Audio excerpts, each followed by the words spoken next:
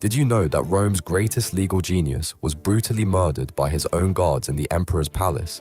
In 223 AD, Ulpian was the most brilliant lawyer in the Roman Empire. He wrote over 280 books of law that we still use today. As head of the Praetorian Guard, he created new laws protecting slaves, women, and ordinary citizens from abuse. But these reforms made him powerful enemies. The Praetorian soldiers were furious. Under the old system, they could terrorize and extort money from civilians. Ulpian's new laws stopped their corruption.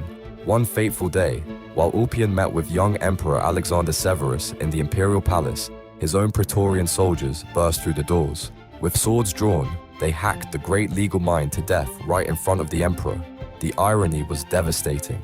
The man who wrote laws to protect Roman citizens was murdered by the very guards sworn to defend Rome. His assassination marked the beginning of legal chaos that helped destroy the empire forever.